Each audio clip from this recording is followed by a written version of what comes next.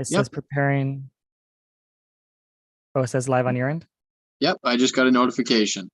We are going live. All right. Hello. We are live here on YouTube. And so I'm so excited. What we have today is this is my first live that I've done on YouTube. So I'm definitely excited. And I have a special guest that's joining me today. And what we're going to be talking about is what's called Men's Health Monday. It's something that we've actually been doing for a few months now on Instagram. And it's gone really, really great. But something happened recently on Instagram where it just took a lot of the videos down. It started taking music down from previous videos. It just really started kind of altering what we were trying to do and what we were trying to accomplish here with Men's Health Monday. And also the other thing that I think was a big struggle is that I don't think that Instagram, like what you were mentioning, is really designed for more long form content. And YouTube is definitely designed for long form YouTube content. When someone is thinking in their mind, hey, I want to watch YouTube, right? They're most likely going to be relaxing, sitting down in their bed, on a couch, watching on a TV, like in the mindset of, hey, I'm going to be here for maybe a little bit, right?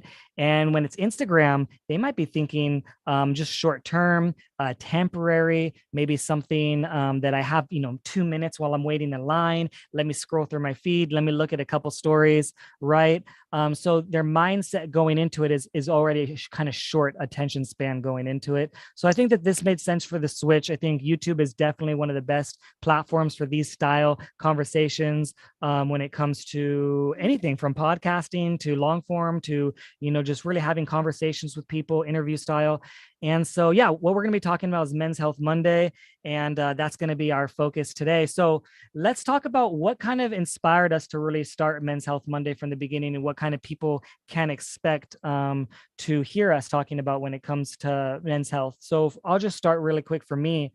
Why this is so important to me is because I went through a really, really, really tough time with my health, and I was basically bedridden and really, really sick in bed and suffering with an autoimmune disease that I had no idea how to get rid of.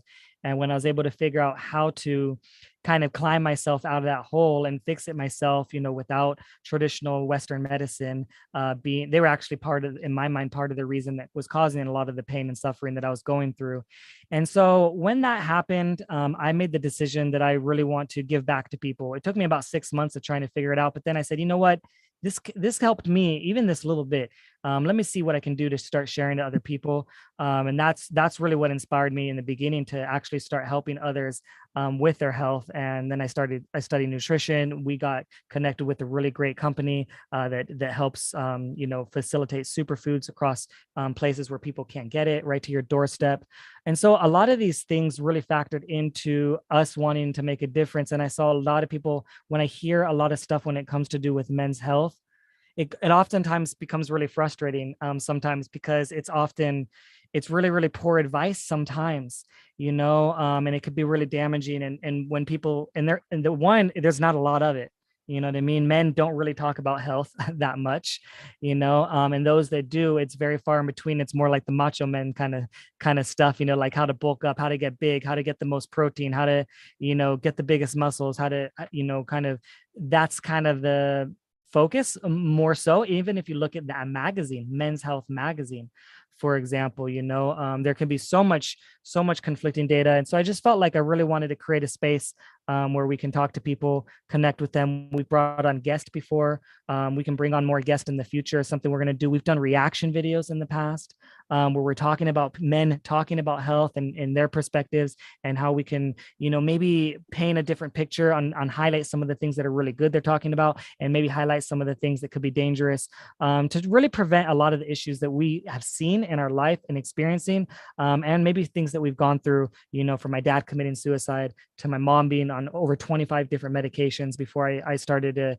help change her life. So those sort of things really, really are my motivation and kind of inspire me to be like, yeah, we need to do something about this. And I really appreciate you so much, Mike, as well, because you are someone that I found really, really, really smart when it comes to the nutrition and understanding it, and really, really helpful, but really well spoken. Like sometimes I get a little bit scatterbrained all over the place, but I feel like you're really grounded and you're like, and really right to the point and know exactly what you're talking about. And I could tell that you have a lot of experience in really helping people. And I think that your demeanor, like we have kind of like almost different personalities in a lot of ways, but I think that we kind of play off each other in a good way. Like I'm almost like the excitement, passionate one, and you're like the grounded, like, here's the scientific one, and I think that it really goes well together. Yeah. So what would you say for Men's Health Monday for you? And what does that really mean to you? Yeah. First off, thank you so much for, the kind words. And, I thoroughly enjoy working with you and learning from you as well. And we all have our own unique ways of presenting stuff. And I guess I just have a history or like a background with teaching and conveying information, right, when I was younger. And so that comes through in how I talk. But I think we all bring value within our community, right? And especially, you have a background in nutrition and a deep knowledge base as well. So for me, much like you, and I don't want to turn this into a sad sounding introduction into men's health, but like I also lost my father, and it was from an autoimmune condition I didn't that know that. I don't mean to cut you off, but I didn't even know that it was autoimmune. Or yeah. yeah, it was autoimmune. And it started when I was really young. Like we first he had kind of suffered from it lightly when I was super young, but when I was in grade school, he started to have it hit him. And so for most of my life he suffered from this, and there were so many tests and so many medications and trials and this and that, right? And no solutions. And so he and I we're always looking at different health you know inputs and knowledge bases, and talking to functional doctors and all sorts of different stuff, right? So it became a big part of my life. And then of course when I lost him, um you know as most of us react to those types of situations, we say wouldn't want anyone else to go through this. And so I'd like to make it part of my mission to help people. And so I've dabbled in a lot of different realms of trying to help people with different modalities, right? And now we work together in healing people through food.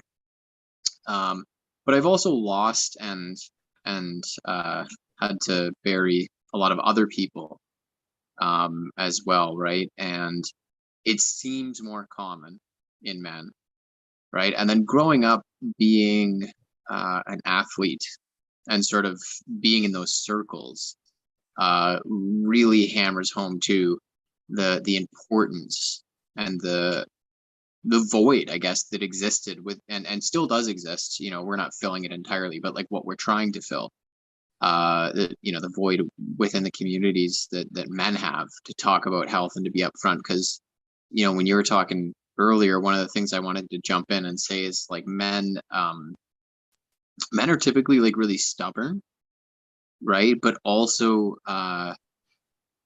it's almost like you're talking about how a lot of the focus is on like building bulk and being macho and whatnot, but there's also almost like this culture of the masculine thing to do is to disregard your health, to tough it out, to ignore don't go to the doctor, just grit your teeth and get through it. And to char and barbecue food and drink lots of beer and like the things that we know are not good for you, and to like it's not manly to eat salad. And it's like you go talk to any doctor and they're going to say like eat vegetables and fruits, you need to, like they're imperative to health. So for me, a big part of the men's health awareness and the community we're trying to build is connected to that as well, right? And seeing in my eyes, seeing the connection between the two things that I'm talking about, which is like losing family, losing people around me, and seeing like the health problems that men are plagued with, but also these like social problems that are not only preventing men from improving or dealing with their health, but in many cases are like the opposite or counterintuitive, and they're adding to the problems of men's health. And so when you started this this call in this community, and when you invited me to join, it was like a no hesitation, no brainer right away. I was like, yeah, absolutely, like this needs to be I wish we could do this with hundreds and thousands of men, and eventually I hope that this maybe inspires that, because men don't talk to each other the way that they should, and don't have real conversations. So here we are, right, to talk to each other, to have real conversations, and to break down a lot of concepts that are not being dealt with, or that are incorrect, and that people are being misinformed and improperly led. Yeah. I think another thing that I think about too that is definitely important, I think, on our priority list is that you can be a happy, healthy, thriving, strong man, take care of everything that you need to take care of without harming others and without harming animals. And I think that is a very important part as well. And it just, when you're talking about manliness and macho and all that sort of stuff, it stuck in my mind of this guy that I just saw a video recently where he was talking about, he's like blowing up everywhere on like the kind of like the manosphere topics, like I was talking to you about, and like these red pill stuff, and like, but everywhere, like it's just like in a lot of different places. This particular guy, you might have seen him in some places. His name is Andrew Tate. And he's like this, the new alpha type of guy, giving advice. Some stuff is good, don't get me wrong. Some stuff he says is like, okay, yeah, that's definitely some solid advice there. But then on occasion he has these like crazy, wild, random takes. But one of them was on veganism and vegetarianism and stuff like that. And he's just like, like his mindset is like, give me a steak. Steak is, manly, right? And he was just like, vegetarianism and veganism, that's just a made up thing, made up religion, or something like that. He was really dismissive about it. But his mindset was like, he even said like he had dated vegan and vegetarians, and like he'll make them cook him steak because he needs the steak, right? So this particular person, right, has gone in so far in their mind, right, to saying like steak, is a part of my masculinity, and if I don't have that, like I am less than a man. I am less than. I'm no longer seen in your eyes as the alpha dominant one. And this shows a weakness if I don't have this, and any sign of weakness, is gonna tear me down, and you're gonna take advantage of me because now I'm weak and defenseless and all these sort of things. That's what he's projecting, you know what I mean, as that example, and I think that is, even though he might be an extreme situation and the way he says it is very, very extreme, that's a very common mindset on a lot of men, is that like, even like go to if you go to Valentine's dinner date and you go to a steakhouse, like the man's having the steak and maybe the wife is having the salad or whatever, but it's rarely going to be vice versa. Yeah, and I just wanted to say, like, I had this thought when you're talking about that. So I think there's like an issue bundled up within that concept that needs to be explored, and that is that, so we typically think, okay, the man orders the steak, the woman orders the salad, and so therefore if a man eats a salad, that makes him weak. But what does that say about what men are thinking about women, right? And like, what does that say about our mental constructs in our society about women? Because like, yeah, women aren't like physically domineering, like a woman and a man in a fighting ring. It's like, okay, typically the man's gonna win. But like, women aren't weak, right? They're very strong. They birth humans. They go through immense pain. They do these wonderful things. So it almost shows just that if that's the first thing that people go to mentally, it's like, yeah, what we need to back up and address some of like the foundation behind our thinking. Well, people do think that like steak will build bigger muscle and steak will build, and like those are some things that they think. So then when you look at the salad, your mindset is like, it's not going to build those things for me. You know what I mean? So what's the point? I think the mentality is, what's the point of eating that? It's not going to do anything for me. From a most common, like without knowing anything about nutrition, that's a common thought process. Like that's a waste of my my night out, my time spent, eating the salad. Like if I'm going to celebrate and enjoy my time, I might as well have this, the steak that in their mind is going to give them the energy or give them the protein, that they think that they need for that. You even look at some of these like Conor McGregor, right? When he was talking about what do I eat to train? He's like, I have 3 steaks a day. You know what I mean? It's like there's this, and then this guy was a kickboxer. There's these mindsets that like that's what you need for these things to happen in your life, but then it transfers to everything else, and that person is that type that like doesn't view women like at all in a good way, and so, but though that's also someone that people are the reason why I mentioned him, he's so popular, people are going to take advice from him, people are going to listen to his health advice, you know what I mean, potentially, right? Versus someone else. Well, yeah, and that's like just to take the advice of someone who gets really good at kicking and punching people in the face. Like, if you want to learn how to punch someone in the face, take his advice. Otherwise, don't assume that he's a well-rounded individual until he proves it, right? Don't assume that he's got other knowledge or wisdom to pass on to you just because he's good at kicking and punching people in the face. But also, yeah, that's a very important point you make about the knowledge of nutrition, right? And thinking that the steak has more protein content, right? And I think really quick, I know you're going to go in. I posted something today about spirulina, for example, right? Do you see that one? Like how much protein per gram per steak, you know what I mean? And just how much more it is, and that's something no one would ever think, that green, vegetable, the sea vegetable is going to have that much, protein compared to a steak. It's just education, and learning. Well, yeah, so I posted the same thing and I got a lot of traction from it, actually. A lot of people responding and commenting and asking questions, right? Being like, wait, what? And what is that? What? And people saying like, what is that? What is spirulina? It's like, okay, so we need to have a lot more conversations about this knowledge point, right? So I think there's like a really, in general, humans are at like still a really primitive, young, youthful point of understanding like our own biology and health and all that stuff, right? The average person. And so we got as a society to the point where we started to understand maybe like the really basic fundamentals of protein, like super basic fundamentals of protein. And by that, I mean, people could recognize that a plant protein was simpler than a meat protein. So then they think, if I eat the meat, it's a more complex protein, which means it'll build more muscle, or it's closer to being muscle, literally, right? So therefore it will build muscle in me. And it's like, no, right?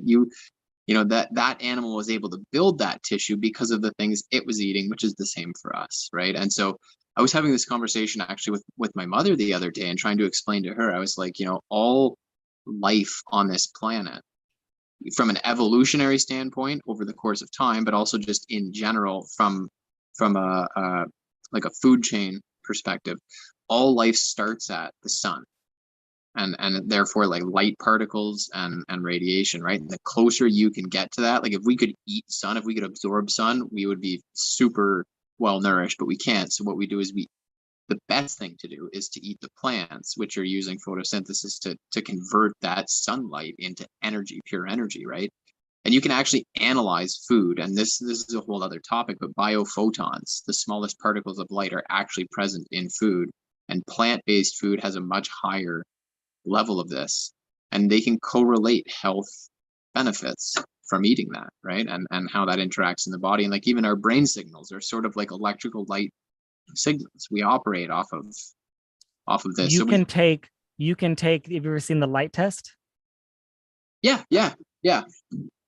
You can take the food or whatever, and you could take the conductors that test, the electrical current within it, or you could test, you stick those things into like electrical like sockets to test the electricity levels to them, you know what I mean? You could put them in different things, in different other things. But if you put it in like a young coconut, right? A young coconut's one of the highest amount of energy source, naturally occurring, electrolytes within the food source, right? On the planet, right? And so you can take, other foods and see how powerful they are, with using the light test, and it's amazing when some of the foods that we recommend to people, and you put that, you mix that into some water, and you just see what happens, and how that light will light up just from the power of the food. And that's a perfect example, of like a direct example in front of you, saying like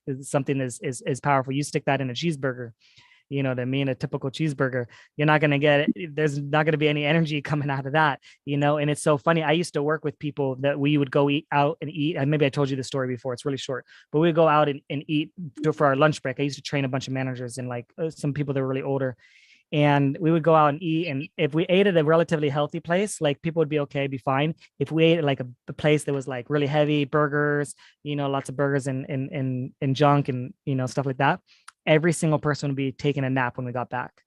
Like it was so crazy. And if your food makes you nap, there's a problem. Like what? Like your food is energy. You know what I mean? So if whatever is making you want to fall asleep and be tired, then it's telling you that you shouldn't be doing it, because your body's using, it's like our body uses most of our energy sources, the majority, in our brain and our digestive system, like unless you're doing something really physical, on average, right? If you're like not doing much like that, that's still using a lot of energy.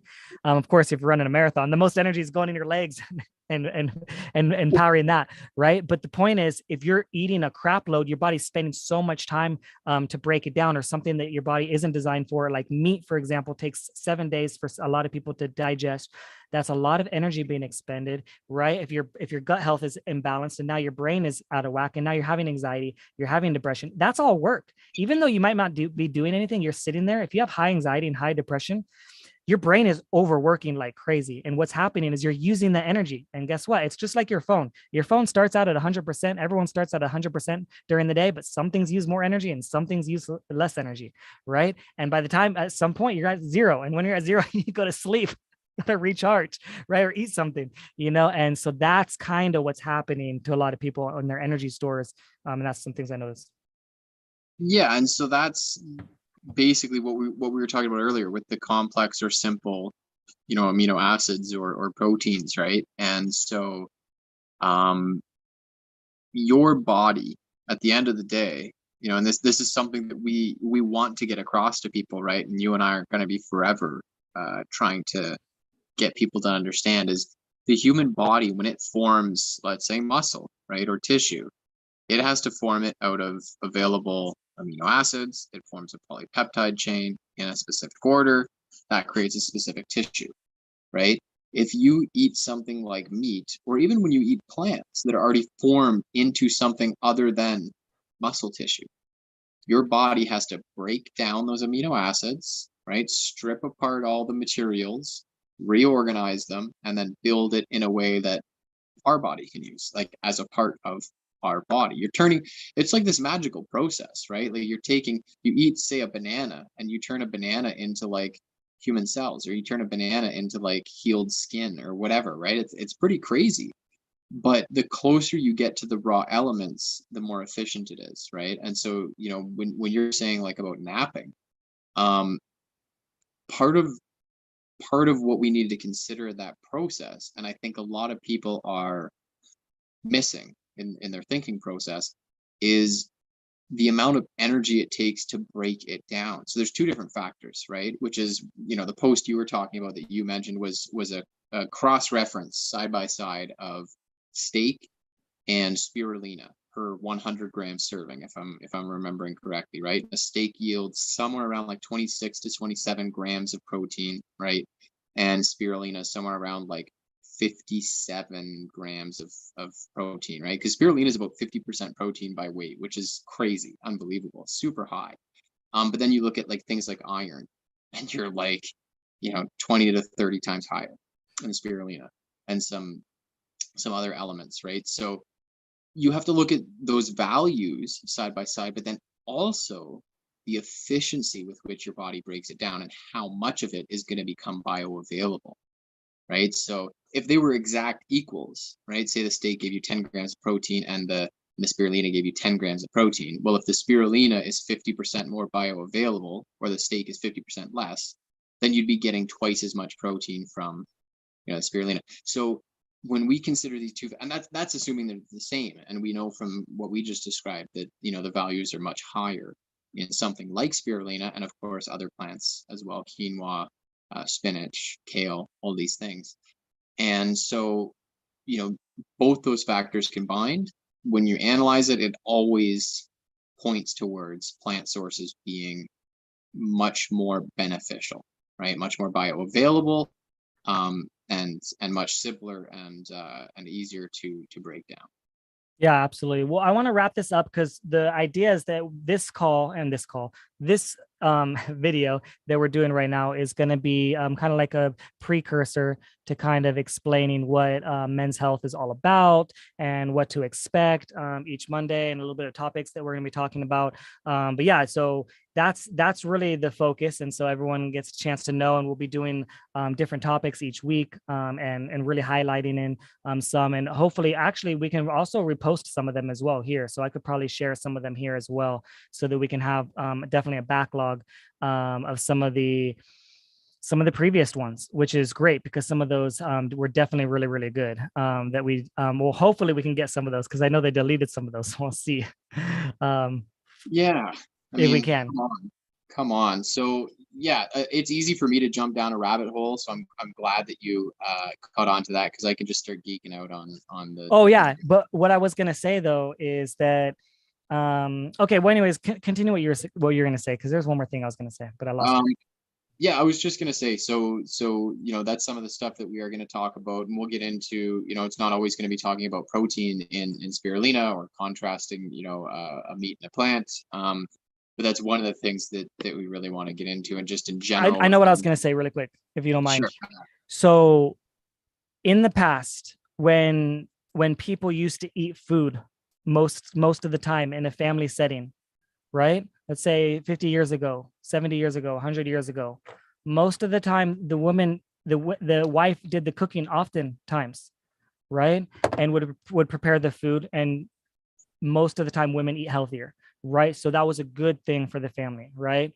Ideally, the woman's cooking the meals for everyone, and everyone's eating healthy, including the man, right?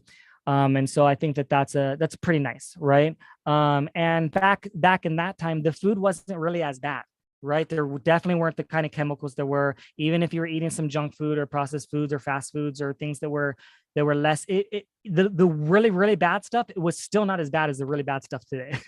You know what I mean? It's just a totally different scale. So even if you're like, the worst thing that you could be doing is like drugs and alcohol, even though that's still really bad still, but like food, I think, is worse than alcohol for some people today, and a lot of drugs. But really, really quick, I wanted to say something. But nowadays, is most men right now, like we're the and women, because it's equal, we're the most single we've ever been, in the history of there's the least families that we've ever seen, least marriages, you know what I mean, that we've seen. So men now are fending for themselves when it comes to cooking a lot longer than it used to be, right? And I think that's where I suffered too, like when I moved out, no one's helping me, right? But anyways, the point is that is happening to so many of us. So it's up to us. We have to take responsibility. We have to look into this. We have to look into what we're putting into our body. We have to look into the nutrition.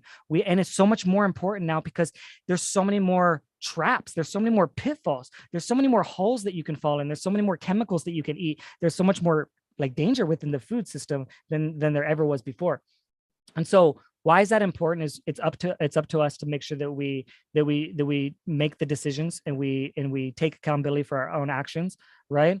But then as we learn, like, it's what a beautiful benefit I think you have, for your new partner, and I have for my new partner, in the future, to really give them even more, ability to help them even feel better when it comes to nutrition and that sort of stuff, even though it's not common coming from the guy, talking about the food and the nutrition and what we eat. But obviously so many things have changed, over the years. And that's not always the same. Sometimes there's plenty of families where the guys cook and that sort of stuff.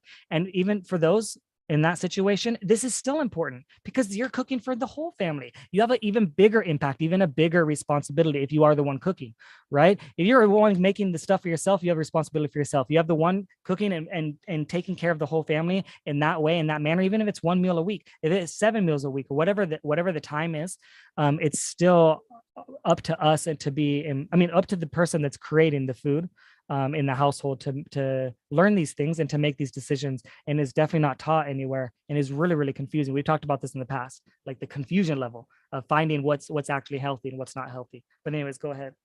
Yeah, and just I guess to like, to summarize or to finish off, um, going back into talking about like men's health, masculinity, uh, what is more masculine, what is more alpha male than standing up to companies that are doing things that are going to hurt your family?